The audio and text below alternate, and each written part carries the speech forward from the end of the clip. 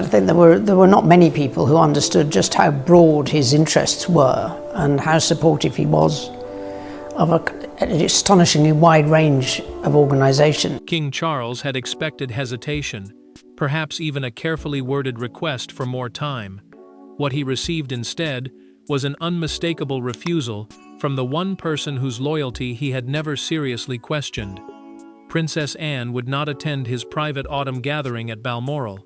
When the message was placed before him, the king read it twice, lowered the page, and stared silently at the empty chair reserved for his sister.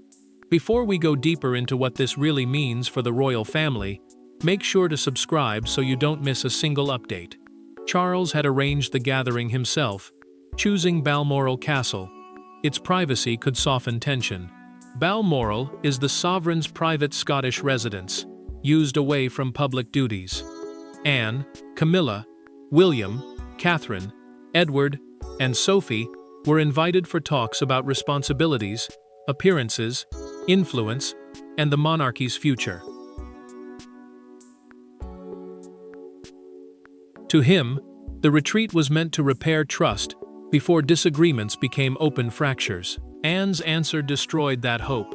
She formally refused, offered no alternative date, and made clear she would not reconsider. The Princess Royal, the title given to the monarch's eldest daughter, had rarely rejected a request from her brother. That history made the refusal painful. She was not known for theatrical gestures or public rebellion. When she said no, it carried the weight of a decision tested in private. Charles placed her letter beside the guest list and removed his glasses. He asked his equerry, the senior aide who assists the sovereign, whether his sister had supplied any explanation. The aide answered that she had not. Camilla entered moments later, noticed the papers, and understood something had broken. She waited until the door closed before asking what Anne had written. He did not raise his voice. "When did she decide she could no longer sit at my table?" he asked, and the queen consort heard the hurt beneath his control. Yet one sentence changed everything. Anne wrote that she could not participate in a gathering whose true purpose has not been honestly stated. The retreat was not merely designed to heal family strain. Charles intended to present a private proposal, changing how royal authority would be distributed among the senior household. Somehow, his sister had learned enough to recognize the plan before reaching Scotland. William received the news that afternoon. The prince went still, then asked whether Anne had discovered the sealed briefing prepared for the second evening. His question revealed that the future king knew more than Charles realized, and that the refusal was only the first breach. But Anne's refusal was not simply an empty chair at Balmoral. It was a warning aimed directly at the brother who believed he still understood her loyalty. To understand why Anne's absence wounded Charles so deeply, one must understand what her presence had always represented.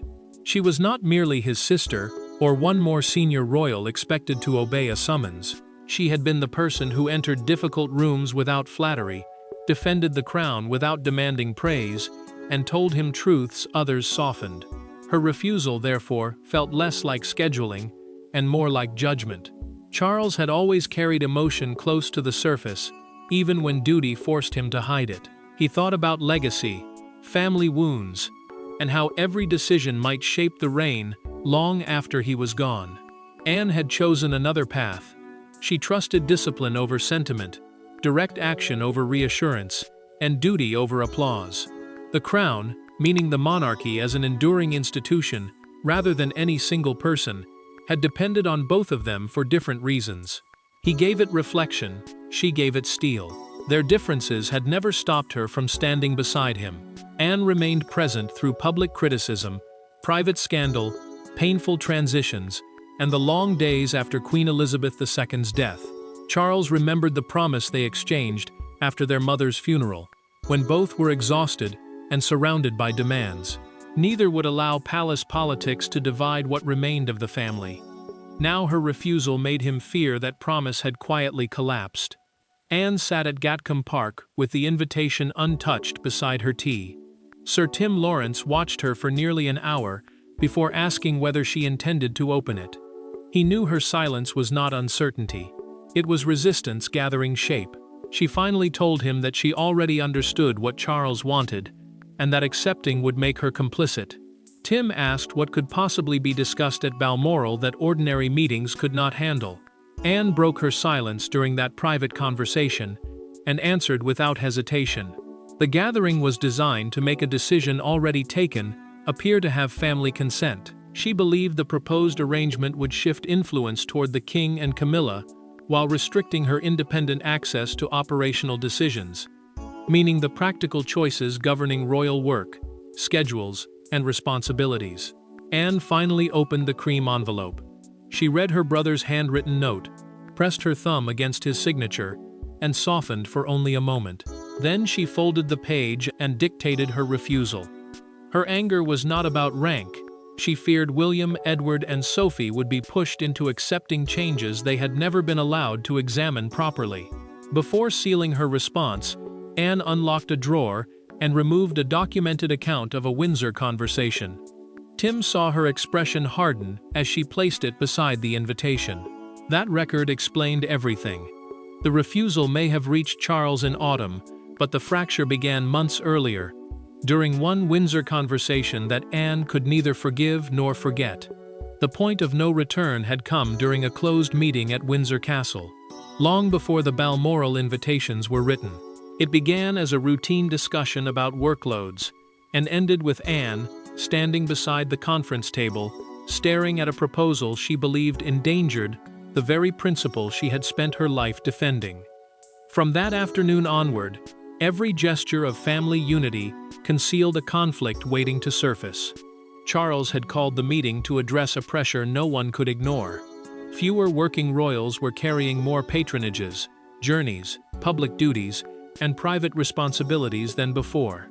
A patronage is an organization publicly supported by a royal figure, and each one demanded time, trust, and careful attention. The king wanted order. He believed a smaller monarchy could survive only if its senior members moved with one voice. Anne entered expecting practical decisions involving her brother, Camilla, William, Edward, and several household advisors.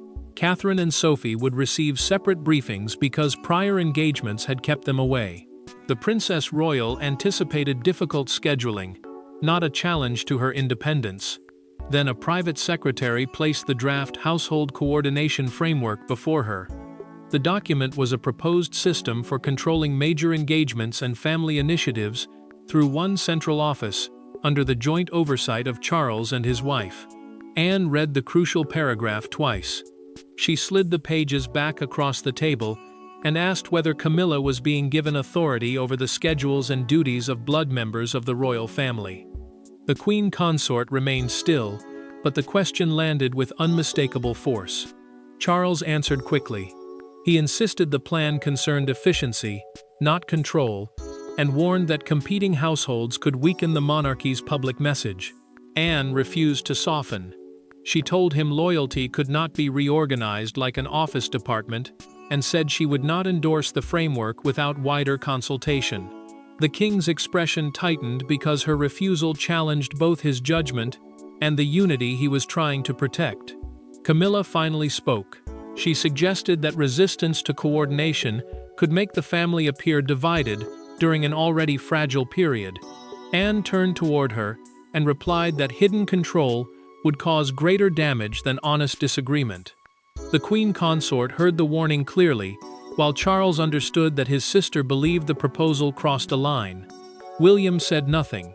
The prince neither opened the framework fully nor defended its language. Anne watched his hand remain beside the untouched document and recognized concern beneath his silence.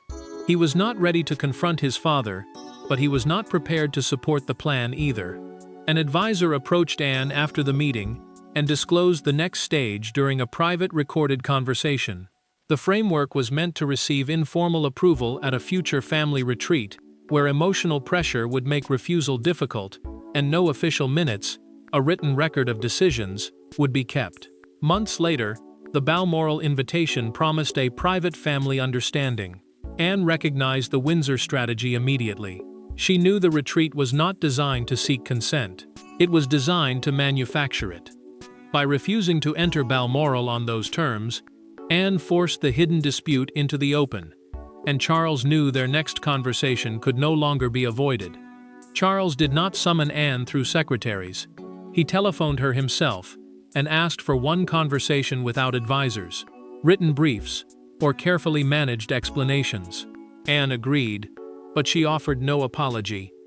When she entered Clarence's house, her brother was already standing beside the fireplace with her refusal in his hand. Within minutes, the king and the Princess Royal were no longer discussing an invitation. They were confronting decades of unspoken difference. Anne arrived alone and declined the tea offered by an aide. Charles dismissed the room, closed the doors himself, and placed her written refusal between them. Clarence's house, the monarch's London residence used for private work and family meetings, had rarely felt so divided. He wanted her decision reversed before William, Edward, Sophie, and the others learned why she had rejected Balmoral. She understood that immediately, and it hardened her resolve. Charles looked directly at her. "Why could you not tell me this as my sister?" he asked. Anne held his gaze. "Because you were not asking me as my brother.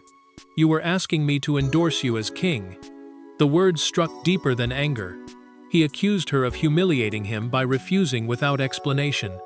She replied that the true humiliation was arranging a family retreat around a decision already made.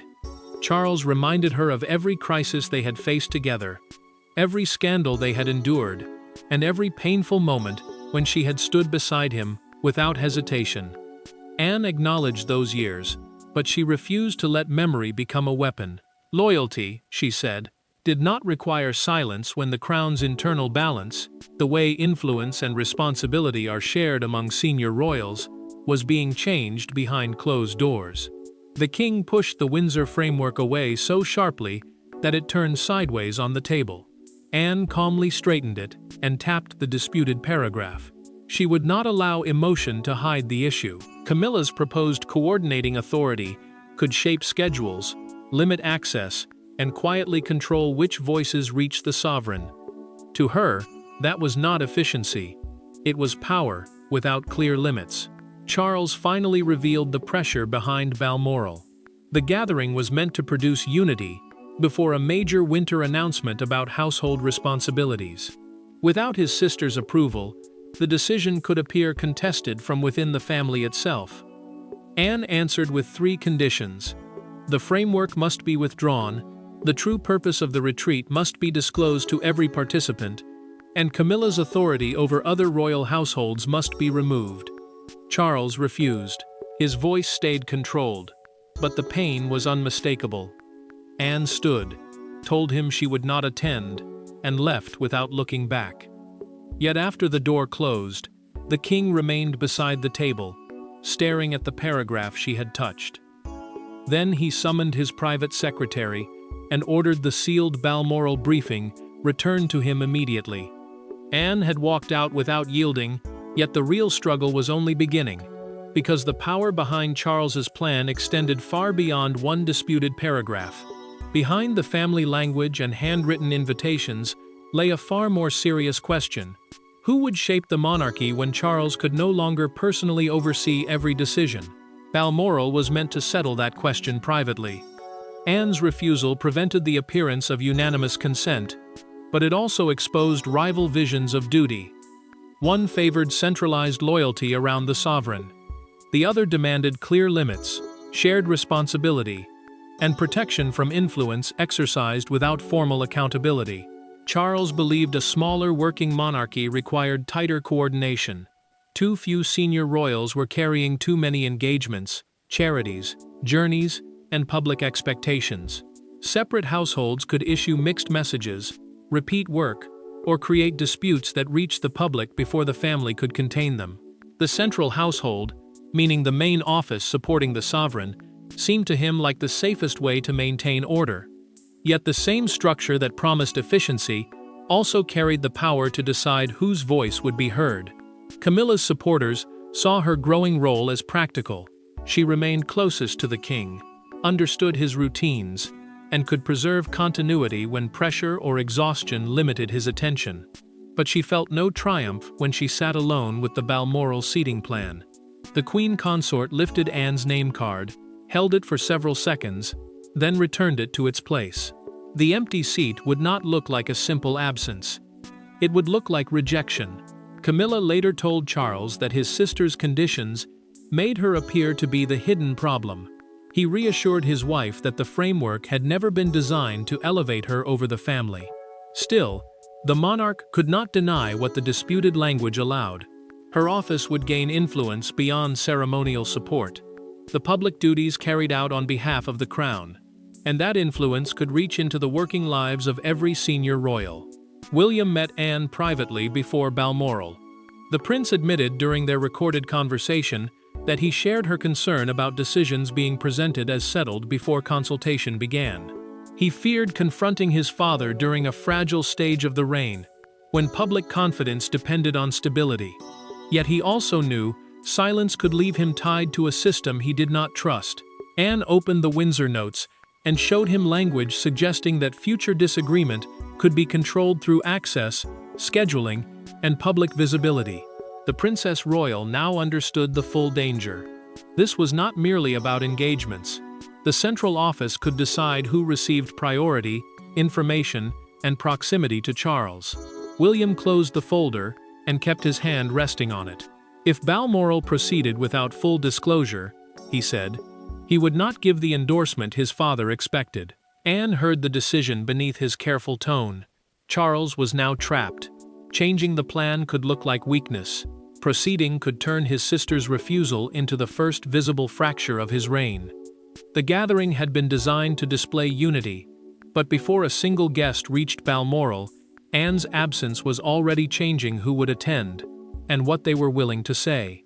Balmoral had always offered the royal family distance from public noise, but this autumn, the silence inside the castle felt accusatory. Anne's room remained prepared. Her place at dinner remained set until the final hour. Charles had insisted that the arrangements not be changed, as though keeping everything untouched might somehow reverse her decision. Instead, every unused object became evidence that the family had arrived without one of its strongest foundations. William, Catherine, Edward, Sophie, and Camilla entered Balmoral carrying the same unease, though not the same knowledge. Each understood that Anne had refused the invitation, but only the prince knew how directly her decision challenged the purpose of the retreat. The household, the staff responsible for royal residences, schedules, and official arrangements, had been ordered to preserve every original detail. Charles insisted the gathering would continue exactly as planned. To change anything, he feared, would admit that his sister had already changed everything. Edward entered the drawing room and stopped beside the empty chair placed near the king. He asked quietly whether Charles truly believed they could discuss unity while pretending Anne's absence meant nothing. The monarch replied that she had made her choice. His words sounded firm, yet Sophie saw the pain underneath them. The trusted confidant watched his expression tighten and understood that anger was shielding something far more personal, the fear that his sister had abandoned him when he needed her most. Catherine found William alone before dinner. She asked whether he intended to challenge the sealed briefing, and he admitted that Anne's refusal had given him courage. The future king also knew the cost. Opposing the proposal could damage his relationship with his father at a moment when the reign already depended on stability. She reminded him that silence would not preserve trust if everyone later discovered that consent had been pressured from them. Charles distributed the sealed framework folders that evening. A framework was the written plan defining how authority and duties would be organized. William left his unopened. Edward did the same. Camilla lifted hers, glanced toward the empty chair, then slowly lowered it. Anne was not in the room, yet her objections had arrived before every word Charles intended to speak. The king asked whether anyone planned to judge the proposal on its merits. William finally answered. He said no honest discussion could begin until everyone heard Anne's conditions and understood the gathering's real purpose. Edward supported him, while Sophie remained close enough for Charles to see that the room was no longer his to command through silence. The endorsement collapsed. Without Anne, and without William's approval, The monarch could not claim family unity. The retreat had failed before its first full discussion ended. Late that night, Charles entered the room prepared for his sister. An envelope rested on the writing desk, delivered by hand after the gathering began. Inside that envelope was not another refusal, but a message personal enough to strip away titles, strategy, and every defense Charles had carried into Balmoral. Anne's second message contained no demands, no official language, and no reference to household structures. It addressed Charles by the childhood name used before duty turned every conversation into negotiation. The king read the opening lines alone in the room she should have occupied. For the first time since her refusal, he stopped interpreting her absence as rebellion and began to understand it as a desperate attempt to protect both him and the crown. Charles read the hand-delivered letter slowly. Anne explained that entering Balmoral would have allowed a decision of lasting importance to be approved through family pressure rather than honest consent. The crown, meaning the monarchy as an institution greater than any individual sovereign, could not remain strong if loyalty was measured by silence. She reminded him that their mother had preserved authority by allowing senior family members to disagree without fearing punishment, exclusion, or the loss of meaningful duties. The words struck harder than accusation. Charles sat on the edge of the unused bed and reached the sentence Anne had placed at the center of her message. "I would rather disappoint you once as your sister than fail you permanently as a servant of the crown." He read it again. His anger weakened, leaving behind grief and an unwelcome truth. The unity he had demanded might have become obedience, and the plan meant to protect his reign could have damaged the trust holding it together.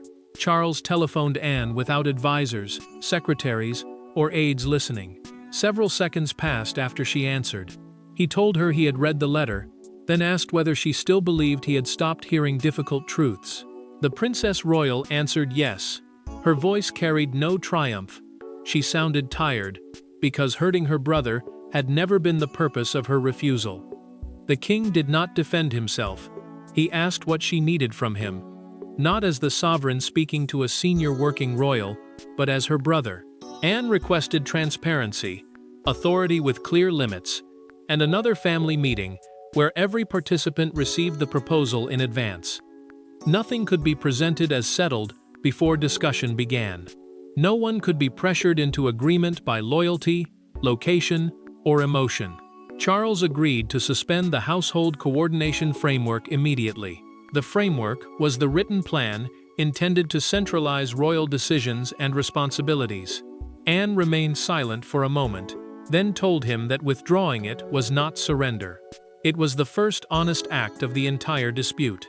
Charles returned to the drawing room carrying the folders. William, Catherine, Edward, Sophie, and Camilla watched as he removed each copy from the table. The monarch announced that there would be no endorsement at Balmoral, and that the proposal would not proceed in its current form. William understood what the admission had cost his father. Camilla understood what Anne's absence had finally achieved. The retreat had changed from a display of forced unity into a painful confession of error. Yet outside the castle, news of the missing sister had already begun to spread. Charles and Anne had found a path back to each other, yet beyond Balmoral, the empty chair was becoming a national symbol neither of them had intended to create. By the following morning, the private disagreement was no longer private. Anne's absence from Balmoral had become the image through which Britain interpreted the entire gathering. Commentators searched for signs of division, palace correspondents examined every arrival, and crowds began debating whether the Princess Royal's refusal represented disloyalty or courage. One empty place at a family table had become a referendum on how royal duty should confront royal power. The palace first described Anne's absence as a scheduling matter, hoping the explanation would end the questions. It failed almost immediately. Her public calendar showed no engagement important enough to keep her away from Balmoral, and broadcasters soon learned that she had declined a direct invitation from Charles. A palace correspondent is a journalist assigned to cover the monarchy's public and private developments. Those reporters now understood that this was not an unfortunate clash of dates. It was a deliberate refusal. Public attention erupted when a national newspaper published Balmoral's gates beneath the headline, "Anne Says No, the Empty Chair That Shook the Crown." Members of the public gathered outside Buckingham Palace and held the front page above the crowd. Some praised her courage. Others warned that challenging the king from within the family could weaken the institution at its most vulnerable moment. Yet no one treated the absence as ordinary anymore. A royal correspondent sharpened the debate during a live evening broadcast, describing the refusal as the most disciplined act of dissent the modern royal family has seen from within its working core. The working core meant the small group of senior royals who regularly perform official duties for the sovereign. Anne heard those words at Gatcombe and looked deeply uncomfortable. She switched off the television and told Tim that she had never wanted public praise for causing her brother pain.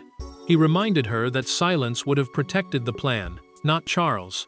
Charles saw the same front page at Balmoral and believed the leak had damaged his authority beyond repair. William challenged that fear during a private conversation. The prince told his father that admitting a proposal required revision would show judgment rather than weakness. The future king knew the monarchy could survive disagreement more easily than it could survive exposed manipulation. Senior advisors urged Charles to issue a firm denial and portray Anne's absence as personal. The king refused. He would not misrepresent his sister's motives or reduce the dispute to hostility.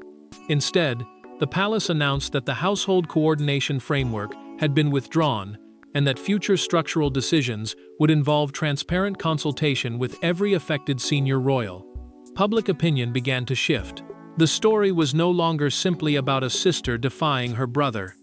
It became the story of a correction forced by someone willing to risk misunderstanding.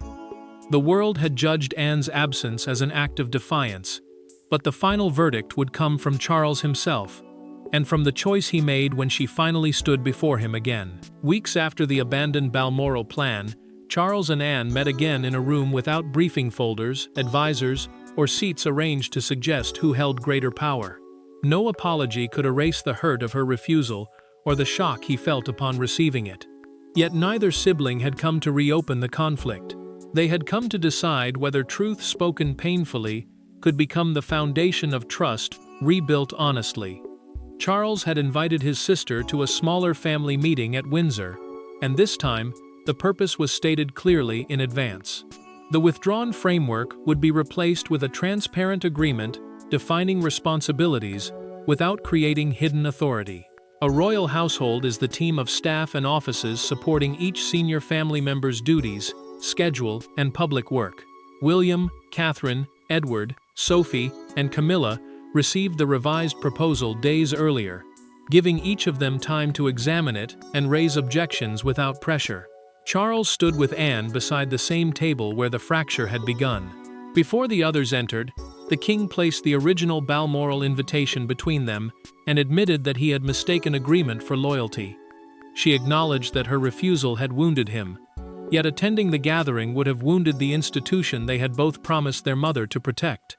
The crown could not survive on consent, created through fear of disappointing the sovereign. Camilla entered the discussion without defensiveness.